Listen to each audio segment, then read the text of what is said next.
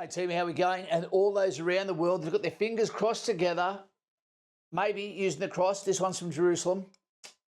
Okay, yes, I've lived in the region. We're about to see an exchange of prisoners, Hamas prisoners, terrorist prisoners, for hostages, civilians. That doesn't even make sense, does it? It doesn't make sense. I'm not optimistic for what's about to occur next. We're about to hand a reorg, okay, the fourth stage of an attack back over to Hamas. You know, a government of a nation that doesn't actually exist, or a summary of travelling tribes that isn't allowed into any other Islamic nation. No one wants them. And we're about to give them 2,000 fighters back. Fighting age males. Those that have been detained, not executed for terrorism. Terrorism should be execution for starters. And we're seeing these guys going to get returned for 20, that's right, 20 Israeli hostages, plus probably about another 28 that are dead. You know. Now, let's face one thing. In Islam, you're meant to give, you know, the opportunity for someone to bury their dead within 24 hours. They haven't returned the dead to Israel at all. There was no reason to hold on to them. They kept it there. Now, what we're seeing is the four phases of the attack. The fourth phase of the attack being the reorg, being handed back to Hamas, that is going to allow them the chance to rebuild, restock, lick their wounds, rearm, you know, celebrate, recruit, and then go again. But they've got 2,000 of their fighters back, which means it's almost Allah Akbar. Thank you, Allah. You've given us our freedom back. It must be in the papers. It must be in the stars that we were meant to be released. What we're doing is righteous. No, it's not. This is going to be a success in some ways for the Gazzans, which I consider every single one to be a terrorist, only because I can't tell the difference on who is and who isn't, and it's not based on sex or age. Radical is radical, team. Please await an update on the return of their loved ones. Hamas police are back on the streets of Gaza. The terror group said yesterday it would redeploy security forces and reassert its authority along the Gaza Strip. President Trump yesterday warned the terror group to uphold the ceasefire. They're going to lick their wounds, but they're going to take it out on those that are in their own country first. Illegitimate location, the travelling tribes. I would not want to be a Gazzan at the moment when these guys could walk the streets safely as a terrorist Gestapo amongst their own people and decide who did or who did not assist us enough. Read between the lines on that one. But it's going to be brutal. They knew the retribution would be tremendous, unsustainable. It would have been unsustainable. It would have been complete obliteration. And they didn't want that. And nobody wants it at this point. They want to get on with, you know, rebuilding the entire Middle East. Hamas wants it. They win in every avenue, every one. They're about to have trillions of dollars brought back into Gaza. They're about to be basically told they're heroes, potentially by themselves in their mirror, you know, if they even have a reflection, evil bastards. You know, they're getting 2,000 prisoners back, and now they know that they can negotiate, despite the fact they're not a sovereign society, civilized society, etc. They absolutely are loving this. It's not only Gaza, it's going to be the entire Middle East. Let's bring in John Hanna, former National Security Advisor to Vice President Dick Cheney. So what do you think the chances are? And before he talks, it doesn't matter if you've been around Dick Cheney, Bush, Hillary Clinton, Obama, etc. Never got this job done. This all happened under your watch. So let's hear what he's got to say. He looks like a, you know, he might be a nice guy, but he looks like a German scientist. John, that Hamas upholds this agreement.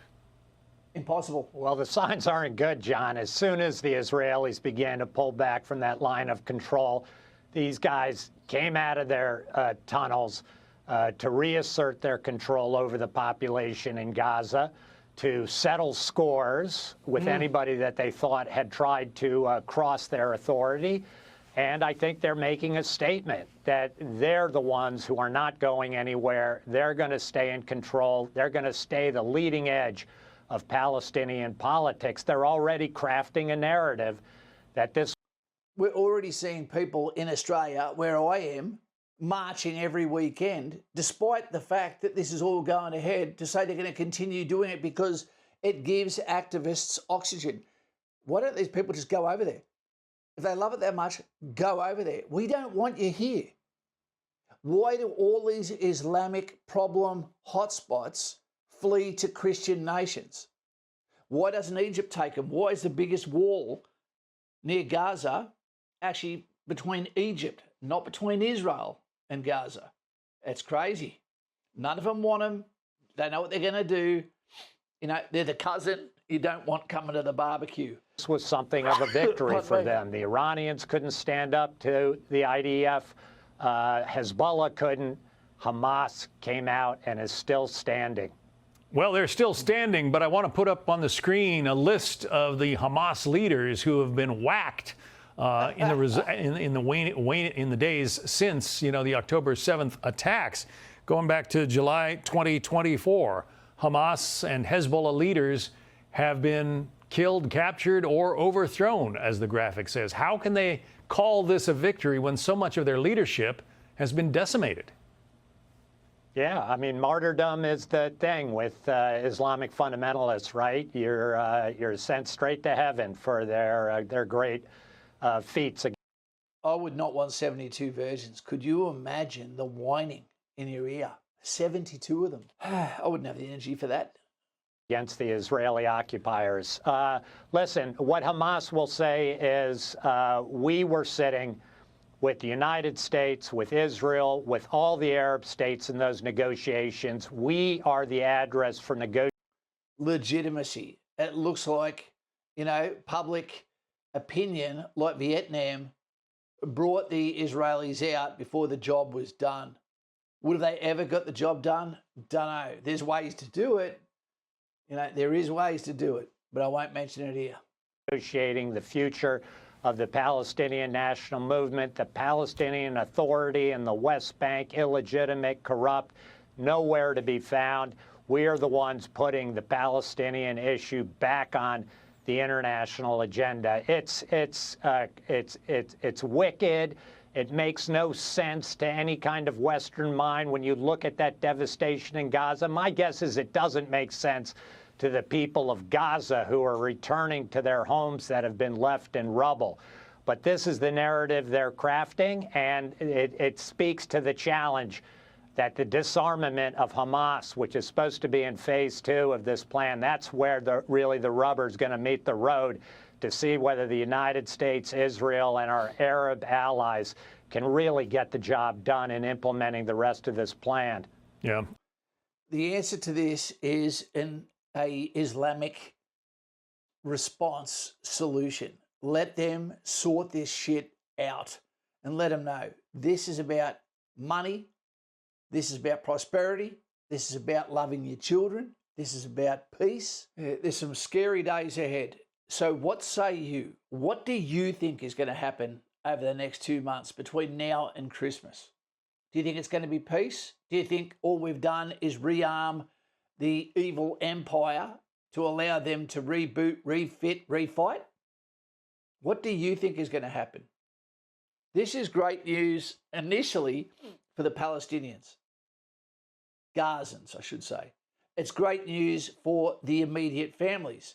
But feelings before facts, before actions, man, you can end up paying twice. And I think Israel's about to, all because of public opinion, doesn't realise they've now reawoken a second Hamas army. Right, keep watching this spot. Eli Sharabi is one of the Israeli hostages who spent more than a year and a half in captivity. Eli says that Hamas said that they are coming back. Listen.